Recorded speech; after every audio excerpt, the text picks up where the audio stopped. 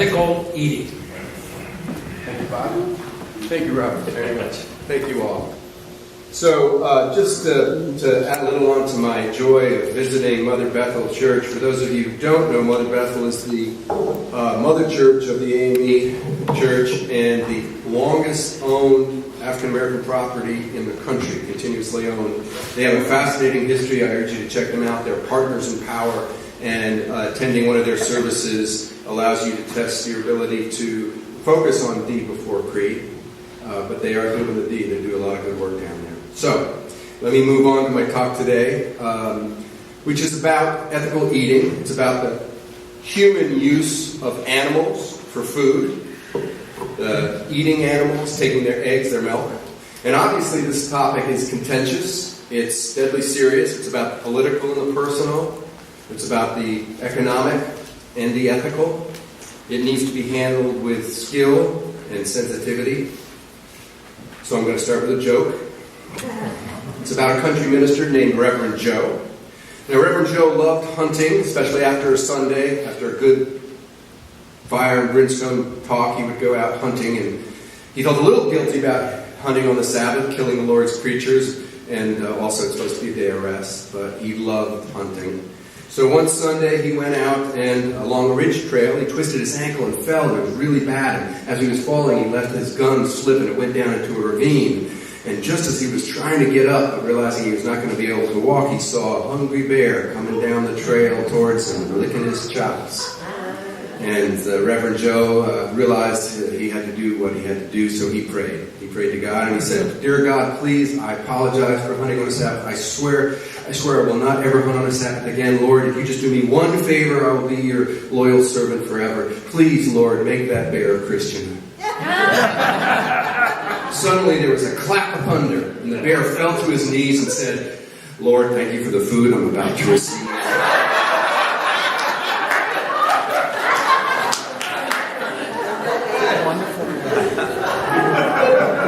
Now, I told that joke in part because this is a pretty serious topic, but we do need to approach topics with energy and levity, especially this topic. I think it's important. It would be also terrible to be someone's lunch, and I think I take that into my thinking about this topic. So it's very complex. I'm not going to be able to cover a lot. I know some of you will be disappointed because there's a lot to talk about. I'm not going to go into things in detail, but I do want to share a couple of assumptions that I'm operating on that deserve a talk on their own, but I just want to put them on the table early. First of all, there's a lot of evidence, almost overwhelming evidence, that the meat and dairy industry harms our planet. Now, most of you know that we're clear-cutting immense amounts of land. We are literally cutting this area of land half the size of England every year in order to raise our animals, to raise crops that feed our animals.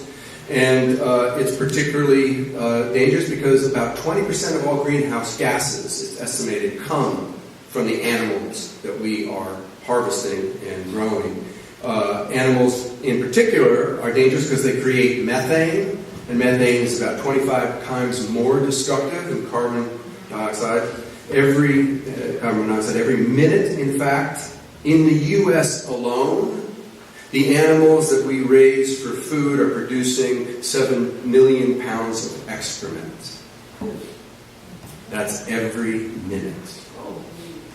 So that's a lot of methane. I think our environment would be better off if more of us were vegan. Second point, my assumption is that the environmental and health impacts of the meat and dairy industry hurt marginalized populations the most. Farms are producing more and more heat that's heating up our planet. Rising sea levels hit less economically privileged areas in most of the world, maybe not on our beaches, but in most of the world, low-lying areas are where more poor people live. Fresh water supplies are already being contaminated with saline, which makes it impossible to use for crops. Deserts are growing. Much of the immigration from Latin America is a result of poor crop harvests in the south due to more deserts. Low-lying islands are literally being swallowed up in the ocean. So in the U.S., people with less access to plant-based diets suffer more from obesity, diabetes, heart disease, so on. So one of my assumptions is that social justice would be served if more of us were vegan. A third assumption is throughout the meat and dairy industry, there are ethically horrific, literally nauseating practices that are generally hidden from view. Most of us know what goes on in there, and if you don't, there are plenty of videos available online. So given the environmental, social justice, health, and ethical assumptions I hold, I cannot ethically justify eating meat, or scrambling eggs, or drinking milk. But I do. So why am I speaking about this? I'm trying to figure that out. I think I'm trying to push myself in the direction of a plant-based diet. I've cut down in recent years greatly, but I'm still trying to understand why this is so hard. Why it's so difficult for me, for others sometimes. I don't think it was hard for my children. At least they didn't seem it was hard. At a very young age, they said they were going to stop eating, quote, things with eyes. Things with eyes. They do eat potatoes, but other than that, things with eyes. And they're adults now. 2 of them are vegetarian. 1 is a vegan. And I thank them for their gentle and helpful advice to me, teaching me that it can be very delicious to become a vegetarian, let alone a vegan. And this talk maybe will help you, along with me, eat less animal-based foods. I'm going to start, though, the bulk of my topic by looking at 3 reasons why it's so hard to change our dietary habits. And the 3 reasons I'm going to talk about are: 1, we've sanctified our food choices, our traditional eating, in a way. I'm going to talk about that. 2, we reinforce it through social customs, primarily community, gathering around a table. And 3, we're easily offended by judgment about the extremely personal act of what we put into our bodies. So I want to focus on those 3, particularly that last one right now. So let me begin with sanctification, whatever that means to you. I just mean saying grace, making something special, perhaps sacred. We generally sanctify our dietary habits at many tables, like the bear about to eat Reverend Joe, by saying something like, Lord, thank you for this food we're about to receive. The term grace comes from a Latin word that means acts of thanks, and these are fairly common. We see it around Thanksgiving when we bless the turkey that we share. And those blessings, at least at many Thanksgiving tables, make us feel like our food is somehow pure or uncorrupted by the practices that produce them. Growing up, I was told about Native Americans blessing the food that they ate, in particular the animal they just killed, and Mother Nature for sharing her bounty. When I was at St. Albans School, I taught there for 5 years, lived there for 3, and we would have meals there, and I would have to lead grace saying, bless this food for our cause, and thus to thy service, and may we be mindful of the needs of others. Buddhists often say, for every grain of rice we are thankful for thousands of workers, for every drop of rain we are thankful for God's blessing. Hindus are heard to chant, the food is one. We who offer the food is one. The fire of hunger is also one.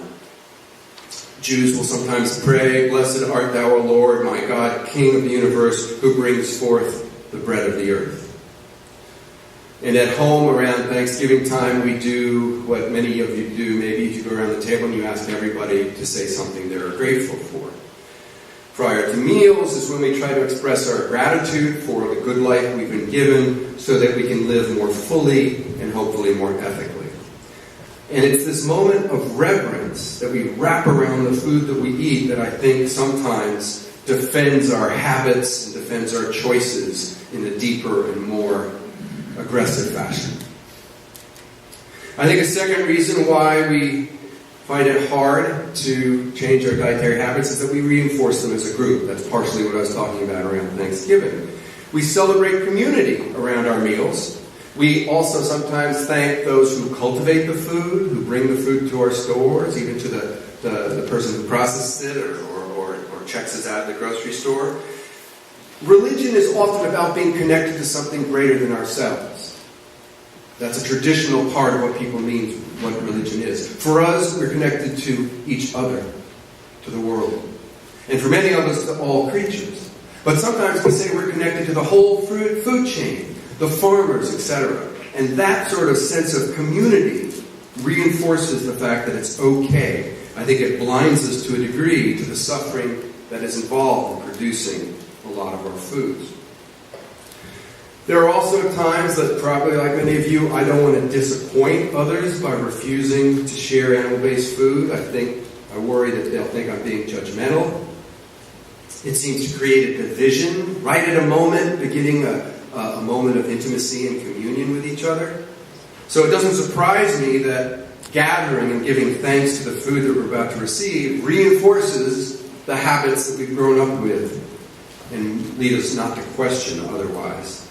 It doesn't surprise me that debates about this are particularly complicated and weighty right at the table where we're sitting in community. A third reason why I think it's hard to change our diet choices is because food publicly is what we put into our bodies, but it's also a very personal act.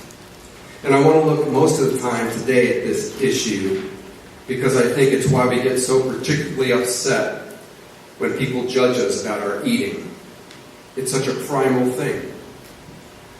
One of our very first urges as mammals is to suckle, to seek nutrition from our mother. But we're conflicted even about this most basic, innocent, and beautiful part of our lives. Breastfeeding in public gets unpredictable reactions from shock to shame. While many people find joy in seeing a mother breastfeed her child on a bench in the park, others walk briskly by, shaking their heads in disapproval, muttering something like, "That's gross, go do that somewhere else." Others inappropriately use that as an opportunity to come up to the mother and start discussing the joys of breastfeeding. So you can go either way inappropriately. But I think that most of the world handles it much better. In India and China and Africa, public breastfeeding is pretty much the norm. I think it's a healthier approach, but due to America's puritanic suspicion of the body and our overly sexualized infatuation with breasts, we're not comfortable with breastfeeding. We have some laws that protect public breastfeeding. Some employers have to have specific space set aside for that. But still, employees at Target or employees at Applebee's recently told breastfeeding mothers they had to stop or leave, and protests arose. Some women organized what they called nurse-ins, or other mothers organized breastfeeding flash mobs. And so often in Facebook, pictures of breastfeeding have been deemed offensive to some people, and when that happens, Facebook takes them off. And that has led to a protest group on Facebook known as Respect the Breast. But I say this because I do think this contributes to a degree with our discomfort and this whole host of emotions about eating. I don't think we're very comfortable with the erotic nature of food. You might wonder, where is he going now? Sorry. Well, the term erotic is associated with sexuality and arousal and so on, but on a broader definition, it actually comes from the root term eros, and that means the, quote, sum of life-preserving instincts that are manifested as impulses to gratify basic needs. Eros is often equated with a form of universal life energy, but it's deep and it's basic. And when eros is used in the context of sexual behavior, it includes this intimate blurring of boundaries between sexual partners, a physical opening up and vulnerability and intertwining. And physically intimate acts common and fundamental to our biological nature can be very difficult for us to deal with, even though they're intensely pleasurable and incredibly important in our lives. But I think that's also true with eating, because it is intentionally personal, and it can be very, very pleasurable, and it blurs the boundaries between our human body and other living entities, whether that's animal or vegetable. There was an article I found by Don Skiff, just a blogger, but the article attracted me. It was called "Eating as an Intimate Act." And he says in it, mundane as it might seem, we take food into our bodies in an incredibly close and intimate way by chewing it up into a semi-liquid mass. Our food is transformed from a life form to an unrecognizable, nearly homogeneous mush. To be mindful of that fact is to acknowledge something profound. It not only recognizes the part that other people play in the growing and processing of our food, which means the maintenance of our very lives, it also recognizes the intimate sharing of life forms in the process we call life itself. Now, I agree with Skiff in that there's something profound about the ingestion of life in order to sustain life. Not only does eating help us survive, but it gives us some of our great pleasures in life. In fact, the meaning behind eros has a long historic connection, in fact, to food, from the Greek Epicureans up till through the Enlightenment to today. Jean-Antoine Brillant-Savarin, who is one, supposedly, I read this somewhere, one of the world's greatest gastronomes of years ago, wrote in 1755, whoever says the word truffle uses a great word which arouses erotic and gastronomic memories. Now, if you or I say, I love truffles, I don't think you mean you admire truffles, or you respect them, or you long to be near them. You generally want to consume truffles. You want to savor the flavor in your mouth, the melting, almost a gastronomic love. It goes into your system, into your bloodstream. It's an assertive love in which the boundaries of the food love and the consumer loving dissolve. Theologian Anders Nagin puts it this way: the very fact that eros is acquisitive love is sufficient to show its egocentric character.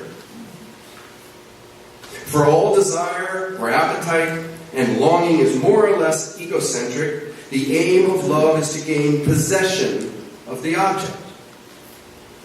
Now, maybe Sigmund Freud, who was brilliant and greatly flawed, but maybe he was right in emphasizing two instincts in our life: the life instinct, which is called eros, he called eros, and the death instinct, which he named thanatos. And deep within us may be a recognition that life is fed by destroying life, and that paradox is a part of us. This is linked to our libido, which is not always about sex, but about the will to live. For Freud, the erotic drive is a physical energy which begins deep within us. So again, I don't think it should surprise us, particularly that we are defensive about our eating habits, because it touches deeply on us in a way that I think we are less aware than I have become aware as I thought about this. It might be why, when I decided to talk about this, I began to get this sense of dread. Maybe it was my subconscious, actually, that got me going in the conversation with a vegan that I had on the phone the other day about this talk. I began to use all these expressions that involved animals. I think it was subconscious. I said that in going vegetarian or vegan, I didn't want to go cold turkey. I then later in the conversation, I swear this is true, I said I didn't want to go whole hog. And I even talked about when Buddhists go around with their bowls and they go to different houses and they take whatever they're given and they will eat that supposedly, although there's a debate in the Buddhist community about this. But I said, like them, I didn't want to look a gift horse in the mouth. So I really think that was my subconscious acting on me a little bit, because, again, eating is so public and it's so personal. It's intensely private. So no wonder we stumble over the debates. But as a public voice of ethical humanism, I'm called to explain how humanism informs our lives, how it guides our actions, and this means also eating. So I thank many of you who have taught me, some in this room, things that I didn't know before. I thank Beth Zucker, who's a member of the New York Society for Ethical Culture. She wrote in a magazine article in The Humanist by the American Humanist Association in 2003, an article called "Should Humanism Extend to Animal Rights?" And she points out in her article that the third Humanist Manifesto, which was published around the turn of the century, doesn't mention, actually she wrote hers more recently, I think 2 years ago, but around the turn of the century, the third Humanist Manifesto doesn't mention vegetarianism, it doesn't mention veganism, it doesn't mention animal rights at all. And that was supposed to be a crowning contemporary declaration of the values of humanism. But possibly it's not in there because our free thought tradition does not really lead us to lay down creed that people have to obey, and this is a particularly divisive topic. A good friend of mine, in fact, a couple of years ago, reacted very strongly against the term humanism when I used it to describe where I was coming from, because he accused me of being guilty of speciesism. And that's a real term, speciesism, which is simply the systemic privileging of humans over other animals. In some way, he has a point. I spend most of my professional life trying to help people live more fulfilling lives. I put a lot of my time into talking about the inherent worth, and when I say that, I usually mean people. So maybe I do treat humans with greater reverence than other animals.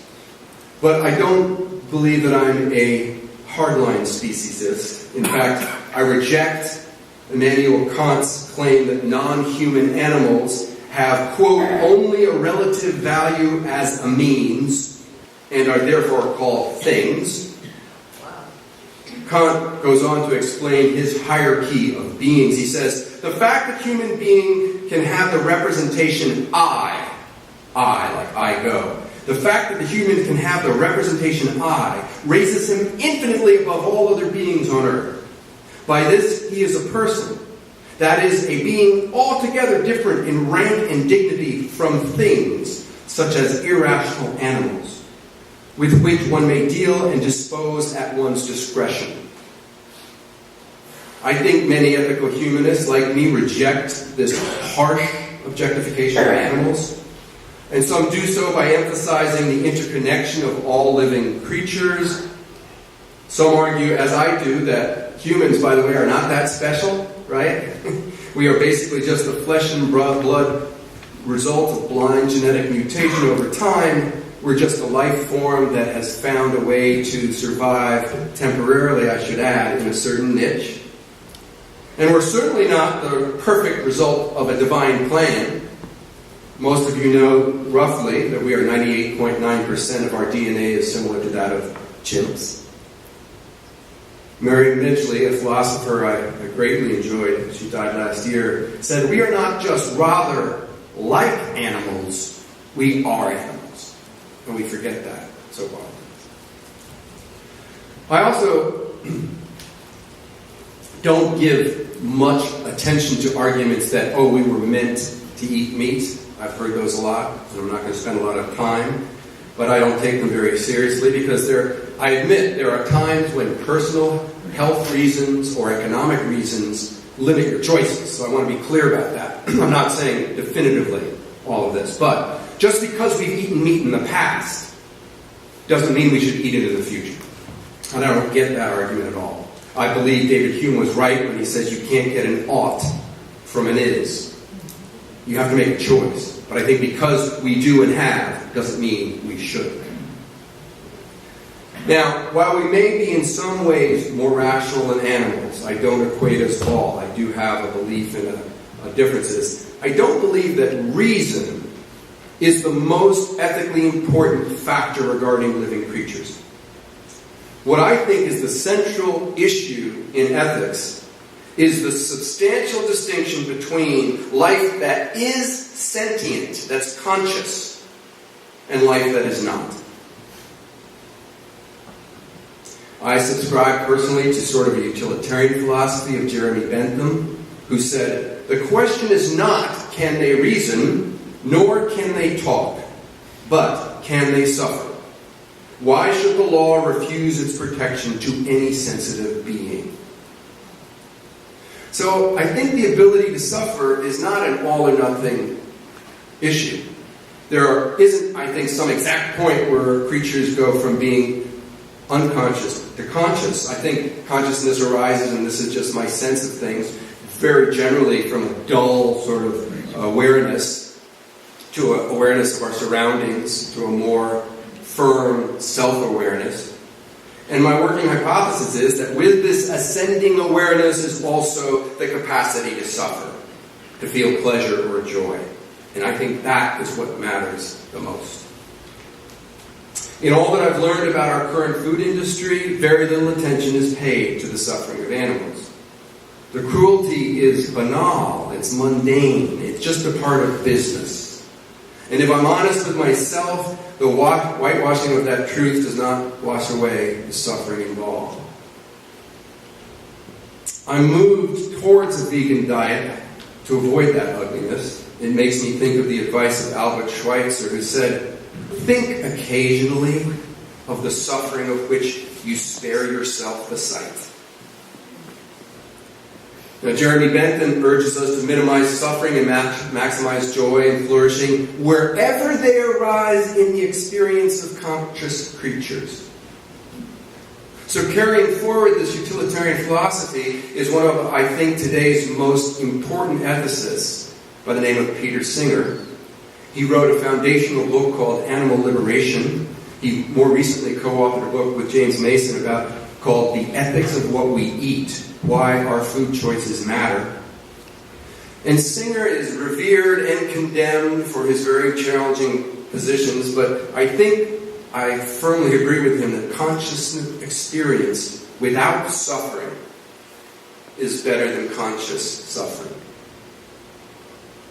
As a humanist, I think Singer is right when he says, if a being suffer, there can be no moral justification for refusing to take that suffering into consideration. Notice how he says that. Into consideration. He's not pushing that hard. I can see no moral justification for refusing to take that suffering into consideration. No matter what the nature of the being, the principle of equality requires that its suffering be counted equally with the like suffering, insofar as rough comparisons can be made of any other being. So in this way, Singer and I and others who try to live at least closer to this belief system are adhering to an ism. It's sentientism. Sentientism. The privileging of creatures that have conscious experience. I don't think anybody's used that term, but somebody must have. But that really is the ground of my ethics. I was particularly intrigued by a suggestion that Singer had about laboratory-produced meat. You might know that they are working at that now, in the laboratory meat that's produced without a brain attached to it. In fact, it won't be long where you will be able to buy headless chickens, little hunks of flesh that was grown in a laboratory without a center where suffering can occur. And what's really interesting about this, there are a lot of issues to consider, I admit, but what's really interesting to me is that many people are aesthetically repulsed by this. And yet our ability to not be repulsed by what goes on and how we produce our meat today, that's a weird combination, right? The fact that we accept certain processes in meat production simply because we've always done them is odd. Now maybe I'll evolve, so I better align my knowledge with my ethics. I'm trying to do that. One of the reasons why I'm giving this talk. The founder of ethical culture, Felix Adler, he lived at a time when there wasn't really knowledge about what was going on inside of animals' brains. He assumed, like most people assume, that animals were to be eaten. He wrote, "The liberty of animals we do abridge without scruple." I think had he known about animal consciousness, however, like we do today, his scruples would have been activated. Look at how he emphasizes consciousness in this passage from An Ethical Philosophy of Life. I must help others in order to save myself. I must look upon the other as an ethical unit or a moral being in order to become a moral being myself. And wherever I find consciousness of relation, and if you have a pet, you have consciousness of that relation. Wherever I find consciousness of relation or consciousness, even incipient, I project myself upon that consciousness with a view to awakening in it the consciousness of universal connectedness. The light of the universe breaks through, however faintly, where there is consciousness of relation. And wherever I discover that consciousness, I find that opportunity. So where is our opportunity to connect with the consciousness that's all around us? that's in the billions of animals that are currently being used for our food production. We know extremists on all sides of this debate. We know raging carnivores. We know self-righteous vegans. But I will admit that I defend the self-righteousness of vegans because I think they're right. So I counsel all of us to be humble. I mean, even after, a lot of this research, I read a lot of articles talking about how even plant diets kill people. So vegans are responsible for the mice and the rabbits that are killed by farm machinery growing food that they eat. Almond milk uses incredible amounts of water that could be used elsewhere. So I think we need all, myself included, to be humble in our efforts to eat ethically. This week I had a nice conversation with Alan Miner Berger. He's a humble vegan since 1987. He's a member of the Bergen Society for Ethical Culture. And Alan probably would deflect my praise, but he exudes a calm, clear-sighted humanism in the context of contentious debates about eating. I kind of covet his serenity. I'd like to move beyond the uncertainty and anxiety I have about my dietary habits. I confess to Alan that I crave meat and cheese sometimes. And he said, "Oh, you think you do?" I think he was right. It's possible that I am tempted by forbidden fruit, I told him. He said, "Don't include that in your talk." But in this case, I might be tempted by banned burgers or tabooed turkey or verboten veal. Or maybe I'm just too lazy and tied to my eating habits. Alan explained how he started on the road to his veganism for ethical reasons and then stuck with it when environmental and health reasons began to kick in. And he's a committed vegan, but he doesn't engage in aggressive arguments on this topic. He was like my own kids, just willing to be helpful. Help people move towards healthier and more ethical and more delicious diets.